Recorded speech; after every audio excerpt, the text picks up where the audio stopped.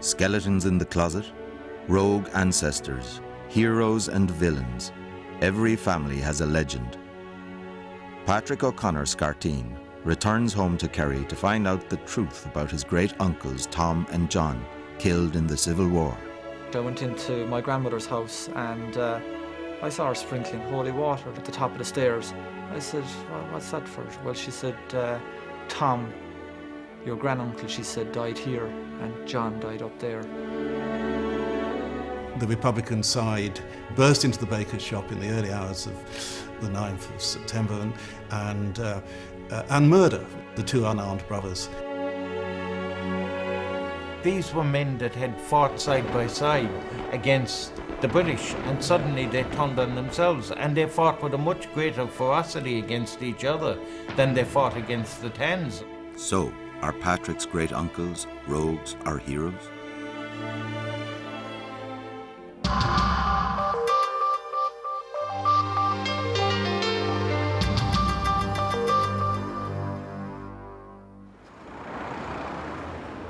I'm coming back to Kerry after studying away for a couple of years, and it's just at this particular time I've noticed in the news it's good that the gun has been taken out of Irish politics. My own family, I'm investigating this, like maybe over 80 years ago, died because of guns. They had their principles at the time. More recently, a distant relation of mine was shot in England. I wouldn't particularly have agreed with his methods, but he got shot unarmed. Dermot O'Neill died in a hail of police fire outside this house in West London yesterday. But police sources told RTE News... There's been just a lot of heartbreak for so many families, and it's just time to move on. What I'm going to do now is come back to Kenmare and go around Kerry, and I'm just investigating about my granduncles Tom and John.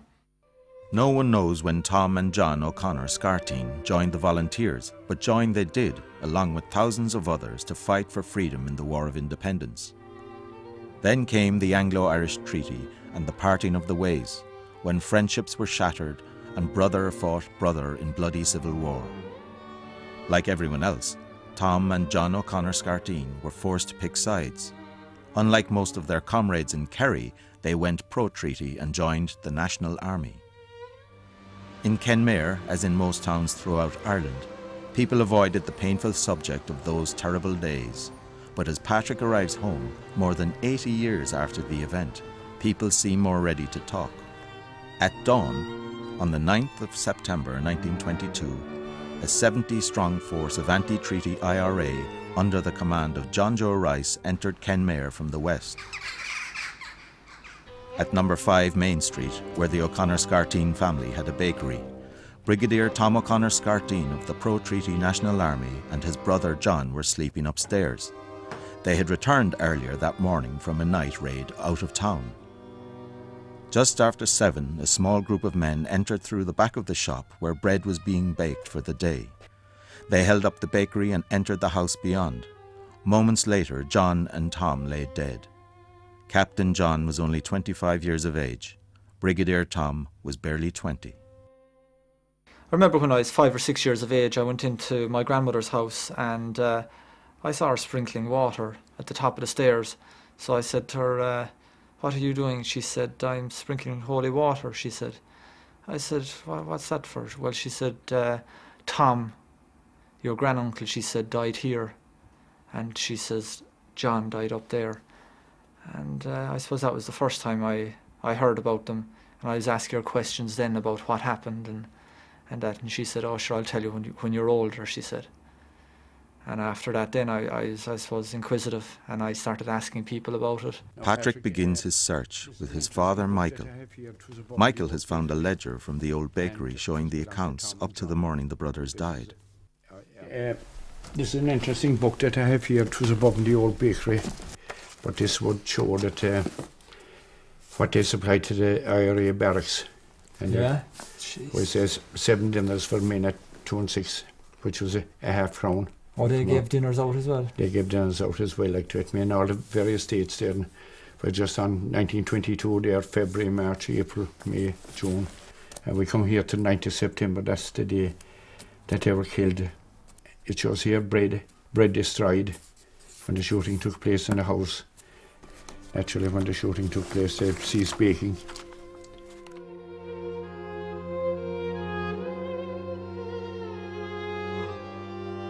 The bakers were held up by a group of 4 or 5 men, and they were sent in to assassinate him. John was the first to be shot, and they dragged what they call it downstairs, Tom, and he was shot. But he pleaded with him, like he said, for God's sake, men, he said, don't shoot an unarmed man.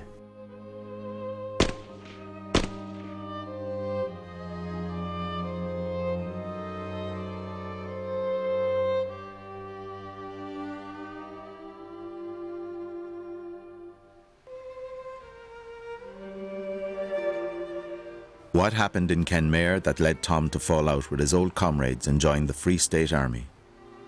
It's well documented that there were tensions and rivalries in the Kerry IRA at this time. Patrick has heard that information contained in the Ernie O'Malley papers will shed light on IRA activities in South Kerry in the last days before the Civil War. O'Malley fought with the anti-treaty Republicans and later wrote a book about the period. During the late 1940s and early 1950s, he began collecting interviews with some 400 of his old comrades. O'Malley's handwriting is notoriously hard to read, so Orna Somerville, archivist at the University College Dublin, helps Patrick decipher it. There's a passage here, the people were very good there all through the country. They would be jealous if you didn't stay at their particular house. Tom Scarteen, Jack Shanahan, and I had a partnership, for we slept together. In Gorth Lucra, we were put in a small room with another bed in it, and when we woke up, we found there were 2 women in the other bed, but they were 2 old women. And he goes on to say, years afterwards, I visited the house, and there were the 2 old women, so they were still old. They were still old, jeez. So this was one of the safe houses? Yeah. I suppose they often had to stay in different houses around when they were on the run. We came across a few of them around already. As well as that, they had a sort of a dugout up near where they lived, where they came from originally, and they used to have to sleep out there as well. Up in the hills around Blackwater, a neighbour shows Patrick and Jack O'Connor, a nephew of the brothers, an old IRA hideout. This is it here, is it? Yeah. What did they do, sleep under it or? Rest in under. Huh? Rest in between the rocks. So this was just when they're running from the English, like? Yeah, the Black and Tans. Black and Tans. Yeah. They were able to hide in there, so many of them, some more of them would hide inside here.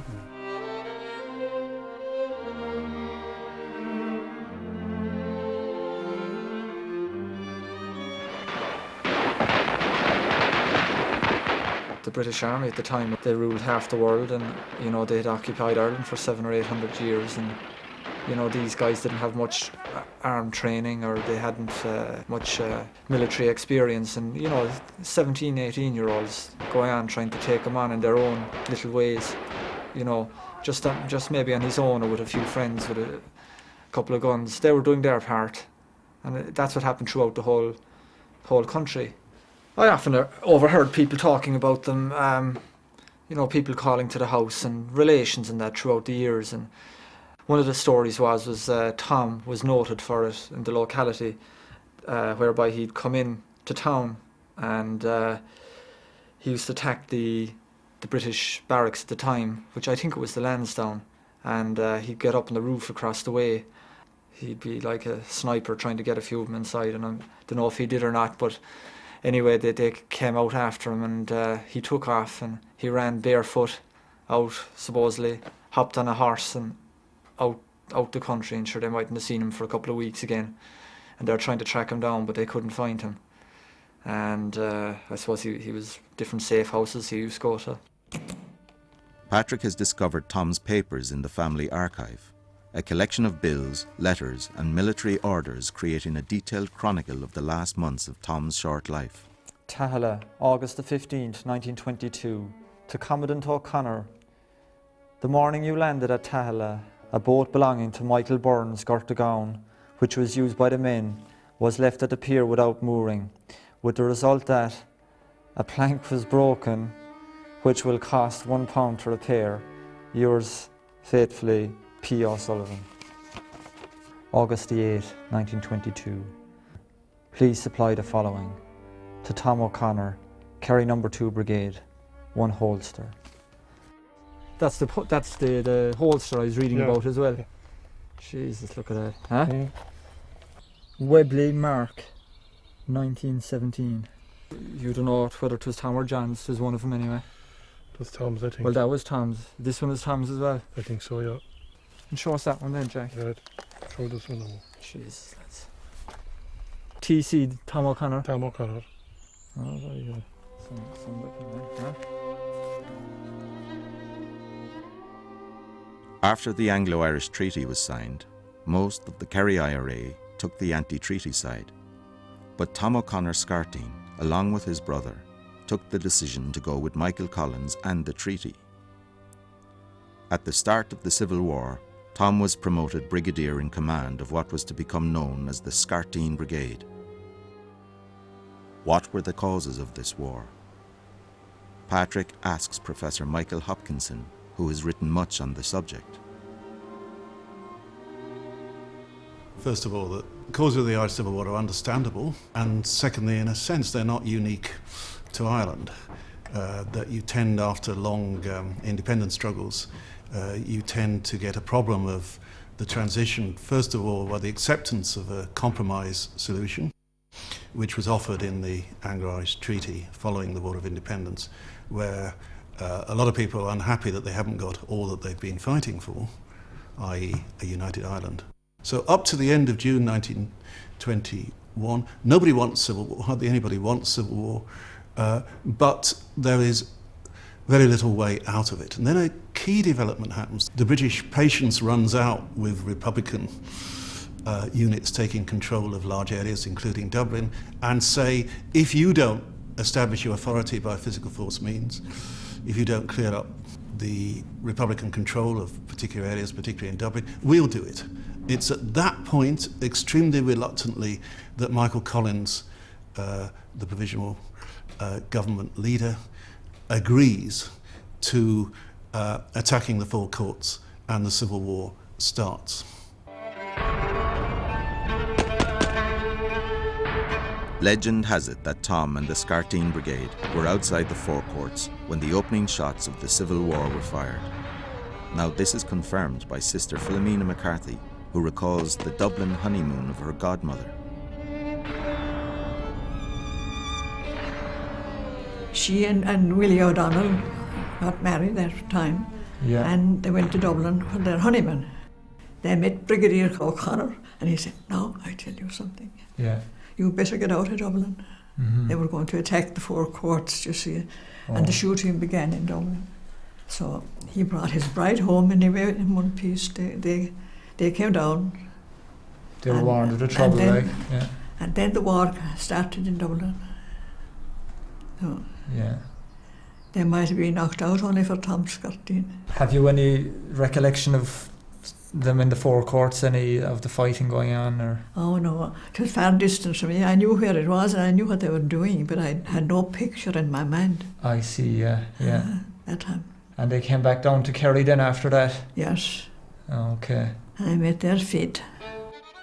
After the surrender of the four courts on June 30th, 1922, pro-treaty troops controlled Dublin and most of the Midlands, while the anti-treaty Republicans held most of the West and the South. They decided it's far too dangerous to go through by land down to Munster. You get this idea of seaborne landings of pro-treaty troops, hastily organised, badly trained in many cases, heavily reliant on particular individuals. On the 4th of August 1922, in what was to be the last month of his life, Brigadier Tom O'Connor Scarteen paid his bill of £2 14 shillings and 3 pence at the Regent Commercial Hotel and left Dublin for Munster. Regent Commercial Temperance Hotel, 3 D'Lear Street, Dublin, Mr. O'Connor. So that goes on to show that like they were in Dublin. That is Tom's hotel bill, so you know that's only a couple of weeks before he was killed. On the 11th of August, Tom led a 200-strong invasion force and landed unopposed at Kenmare. But their victory was short-lived, and on the 9th of September, Tom and John lay dead, and the anti-treaty IRA under John Joe Rice was once again in control of the town. Tom and John did not live to tell their story, so Patrick has to rely on other sources. At Kenmare's Carnegie Library, he finds an account by Jeremiah Murphy, a soldier on the other side at the siege of Kenmare. Early in September, an attack was planned for the town of Kenmare. Our brigade OC was a native of that area, and he and the Free State Commandant were active opponents.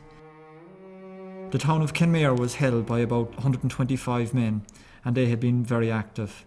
Most of us knew nothing about the plans or the target, but we guessed it in a short time.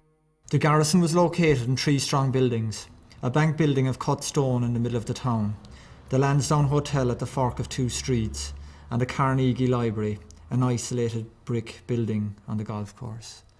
It's this very building we're in at the moment. I suppose it was the garrison for the Free State soldiers, and it was one of the 3 main ones that are here. And if you look on the outside, I'll show you outside when we go out, there's bullet holes all outside there. And it's interesting that we're sitting here 83 years to the day that all the action went on here. Clearly, the Republican side, in their attack on Kenmare, forget about any strategical aspects whatsoever at the start of the conflict and burst into the baker's shop in the early hours of the 9th of September and murder. It seems to be as straightforward as that. The 2 unarmed brothers in the baker's shop. It would seem this may well have been due to personal likes and dislikes. It may have been due to drink, I don't know. The situation in the O'Connor house was sad, as girl and boy relatives were obliged to stay in the place during the day. At one time, this girl made tea for us, but we had to leave her with her grief. When they actually went in, there was 2 girls with them. There were 2 first cousins of the Scarteen brothers, and Nora O'Sullivan and Kathleen Moriarty. They're from around Valencia. One girl was 17, the other girl was about 14. And, they saw the whole lot happening. So it must have been pretty horrific on them, like. And I think they actually had to clean up the mess that was there that night. In part 2, Patrick unearths evidence of a feud that may have led to the deaths of his great-uncles.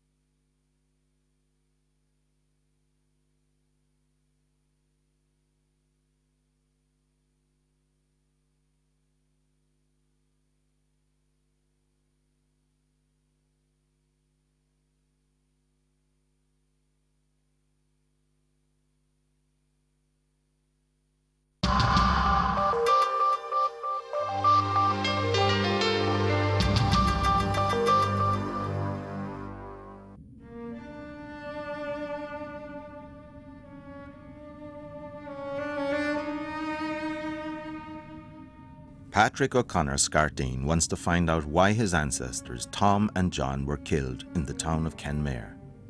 What were the tensions and rivalries in Kerry No. 2 Brigade which eventually led to their deaths? John Joe Rice and Tom O'Connor Scarteen had been comrades in arms during the War of Independence, but somewhere along the way they fell out. What caused the falling out? Why did they fight, and why did Tom and John die in Kenmare on the morning of September 9th, 1922. Patrick goes to ask Dennis O'Shea, who was a young boy at the time and remembers meeting Tom. I'm trying to trace back about my granduncles, Tom and John O'Connor Scarteen. Yeah. You know, if you could just tell me as much as as you know about them? I can tell you the first thing I wrote about Tom was when he captured the motorbike from the British Army officer. Right. The British Army officer came from Killarney to Kinmare, and Tom saw him coming. And he got his guns in here, and he knew he'd be coming back, and he would be holding him coming back up near Mount Gap. Yeah.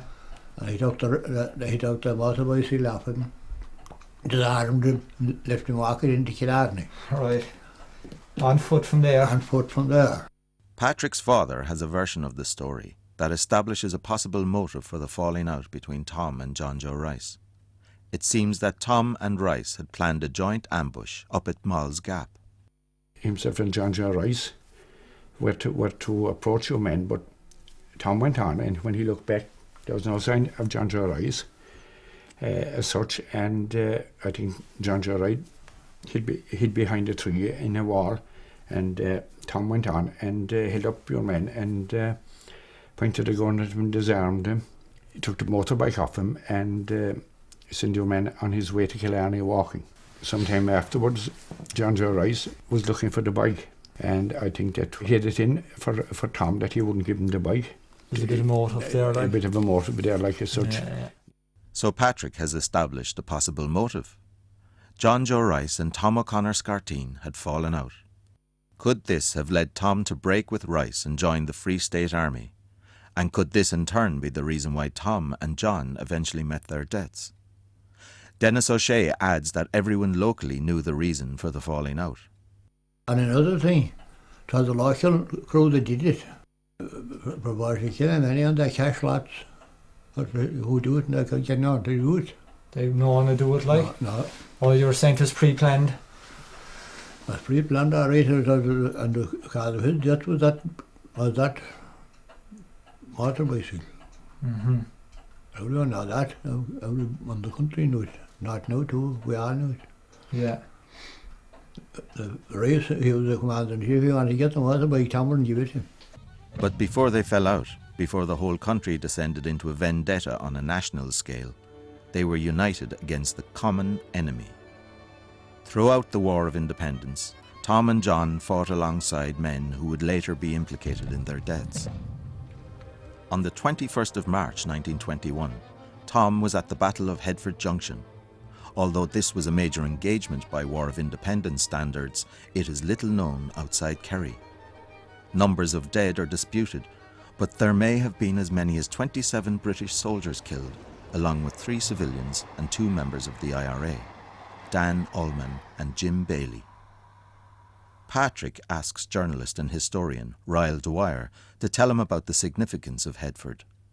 The Irish Times said it was one of the fiercest battles of the whole campaign. Mm-hmm. But yet, you know, it's forgot. And I think it's partly that the Civil War was so bitter in Kerry that the people who were most involved stopped talking about it afterwards. They just wanted to get on with their lives.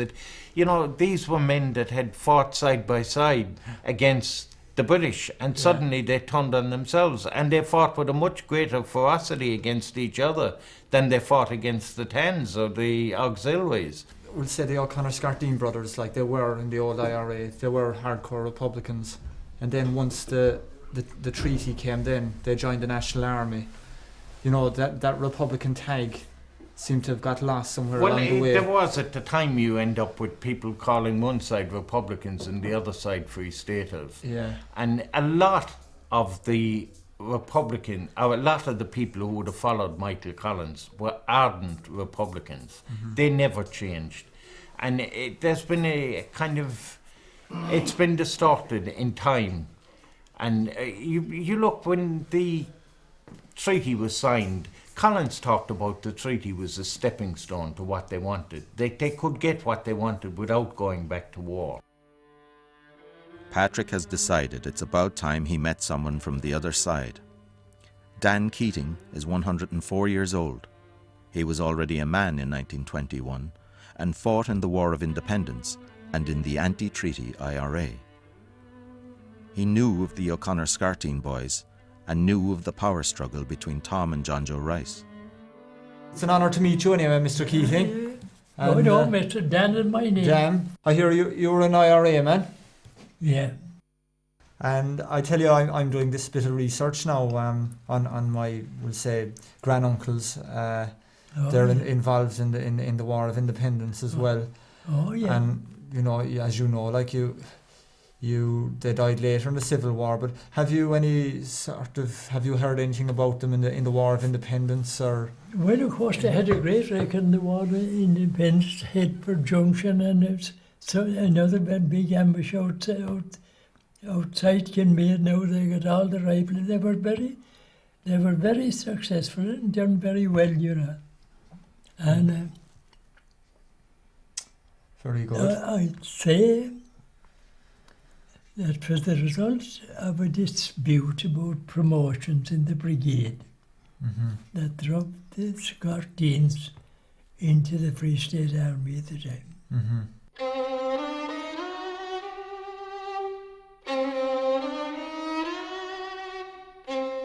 Tom Scarteen was brigade engineer. Rice was ordered that a qualified engineer be put in his job. Rice picked Martin Wade Kilorglin, who was a qualified engineer, and Tom Scarteen, who was very hot, kicked at once, and he went off with his brother and joined the Free State.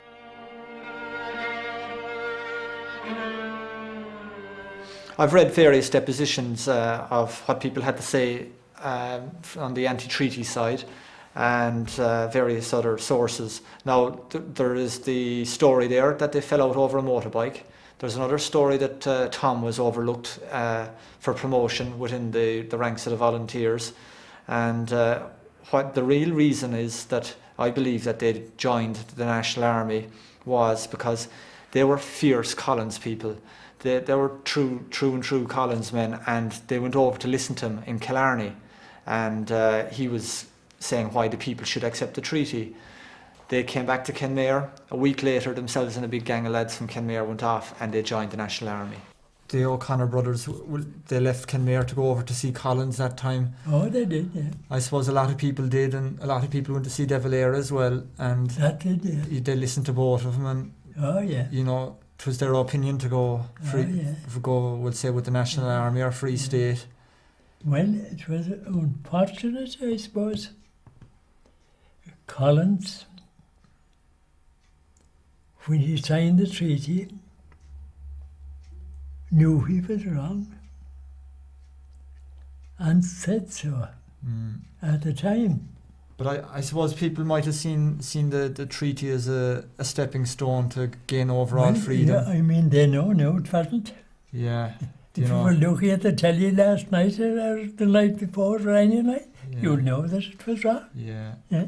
We'll say it is good that you could stay friendly with men after the split, wasn't it?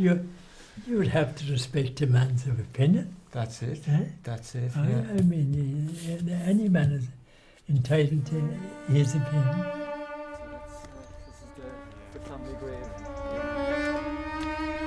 So it's Tom and John, and I suppose their parents are here as well.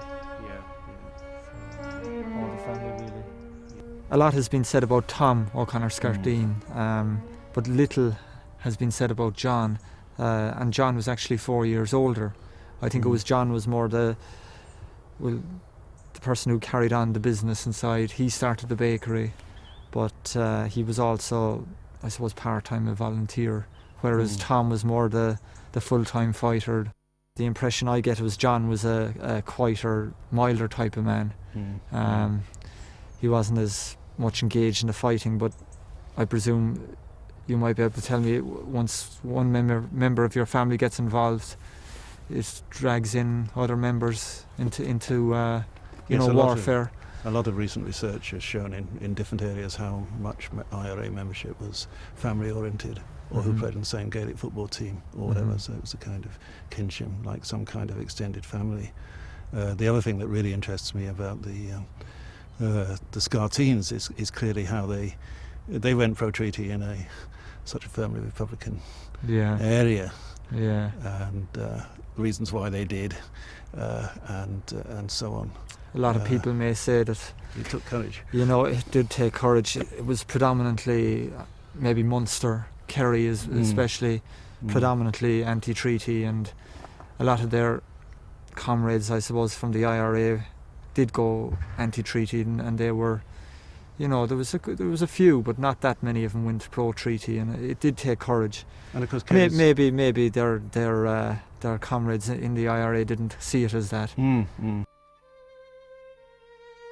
At Cahill Brua Barracks, Patrick finds a letter of condolence to Tom and John's mother from a priest, a Father Allman, the brother of Dan Allman, the man who led the Headford ambush and who died there. Dear Mrs. O'Connor, please allow me to convey to you and your bereaved husband and family my deepest sympathy in your tragic sorrow, of which I have just heard, since he was a soldier in the old flying column with my late brother. Poor Scarteen's name was a household word with my people at home. Though they and many of their former comrades from the locality were on the opposite side in the present unfortunate division, I have never heard one of them speak except in praise and admiration of your gallant boy. Like that's good to hear something like that being said, because this is coming from a man who took the opposite side, and at least he has admiration from them. He fought on the side that he believed to be right, an Irish soldier, fearless and gallant to the last. His name and his memory will live in the hearts of his people. Of his dear brother, whom I have not known, I am sure equally good things might be said. May God be merciful to their souls, and may he pardon their leaders that had driven our country to this. I shall say Mass tomorrow morning for the repose of their souls. We pray a special remembrance today for two brothers, Tom and John O'Connor Scarteen, who died on the 9th of September 1922. They were victims together with many other young Irish people of a turbulent, tragic period in our history. Theirs was a difficult era when Irish people passionately sought to shape and mould our fledgling national identity. We thank God for their lives and for the new life and love that was theirs. We pray that they may know the full blossoming of that new life of Christ in heaven. Lord, hear us.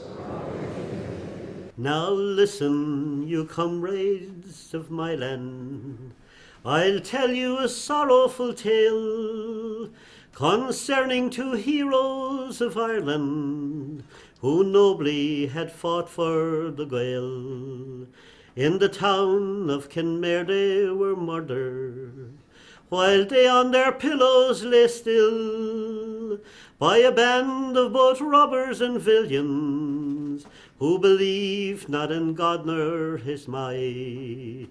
And all over the green fields of Ireland, from Glenties to Cahersiveen, the rosary rang out from the people for the sons of O'Connor Scarteen. Their mother might have thought they were black sheep in certain respects. I mean, she's supposed to have despised their involvement with the volunteers, and I suppose Tom especially was a bit of a wild boyo, like he might have been hard to control or whatever. But supposedly anyway, the priest was coming up into the yard, and she looked out the window, she saw the priest coming in, and there was a few people in the kitchen, and she said, oh God, Tom must be dead. Please God, John will give up the fighting. And not only that, but John was dead as well at this stage, and little did she realise it. So the amazing thing was what she said to the priest straight away was she got a mass said for the souls of the people who killed her boys. And like that's the power of forgiveness there was unbelievable.